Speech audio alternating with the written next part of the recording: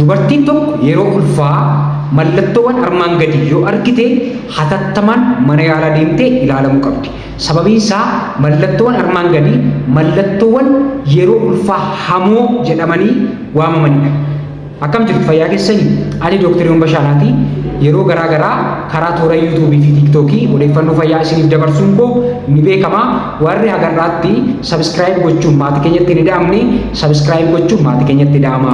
Odeeffannoon kun hubannoon kun namoota hedduu waan fayyaduu fi dubartii ulfaa ganaa ulfaa'uufis karoora warra qaban abbaa manaaf haadha manaa hedduu waan fayyaduu fi share gochuuti namoota hedduu bira akka dhaqqabu naaf taasisan. Odeeffannoo waa'ee fayyaa asiin darbu maatii keessan isiniinis waan fayyaduu fi yeroo hundumaayyuu hordofaa. Akkasumas immoo koomentii irratti wanta gaaffii isiniif ta'u sa'aatii tokko keessatti koomentii warra godhanii fi ni deebisna waan ta'eef koomentii gochuu hin dagatinaa isiniin jedha. Hamma dhumaatti na hordofaa. Dubartiin ulfaa tokko yeroo ulfaa qaamni ishii haalli garaa jijjiiramuu danda'a. Harmi ishii guddachuu danda'a, garaan ishii guddachuu danda'a, akkuma isin beektan jechuudha. Dadhabbiin xiqqoo isheetti dhaga'amuu danda'a. Akkasumas olola jechuun nyaata jibbisiisuu, wantoonni kun foolii jibbisiisuu, wantoonni kun jiraachuu danda'u. Garuu mallattoo hamaa kan jedhamu mallattoowwan armaan gadiiti.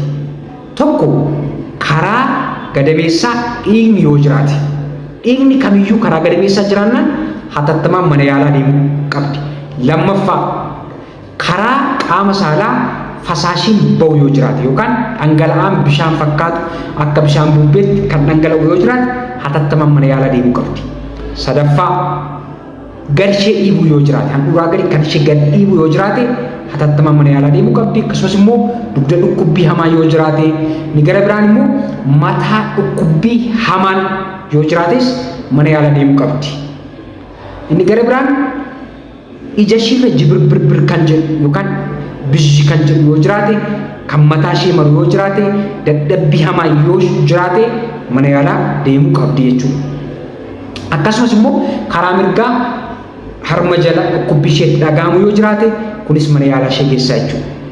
Inni gara biraan immoo qaamni dhiita'u yoo jiraate dhiitoon fuularraa dhiitoon lukarraa yoo jiraates inni kunis mallattoo hamaadha jechuudha. Inni gara biraan dhagna hurgufuun yoo jiraate akkasumas immoo mucaan gadameessa keessa jiru sochiisaa yoo hir'ise yookaan yoo dhaabe hatattamaan mana yaalaa deemuu isheerraa eegama jechuudha. Inni gara biraan immoo hafuurri ciccituun yoo jiraate yookaan hafuura baafachuu dadhabuu, hafuura ishee kutuu inni kukkuu yoo jiraate inni kunis hatattamaan mana yaalaa ishee geessaa jechuudha. Inni gara biraan ho'a qaama hamaa ol ka'uu ho'i qaamaallee yoo jiraate hatattamaan mana yaalaa deemtee ilaalamuu qabdi jechuudha. Mallattoowwan kun yoo jiraate yeroo kamittuu mana yaalaa deemuu hin dagatinaa. Dubartiin ulfaa of eeggannoo gochuu qabdi, hordoffii ulfaa gochuu qabdi.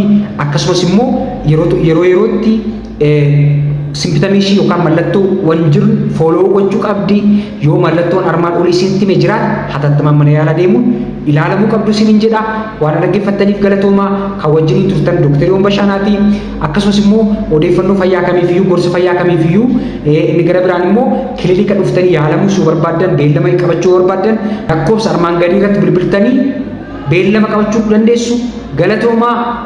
Lafa nagaa oolaa, lafa nagaa bulaa.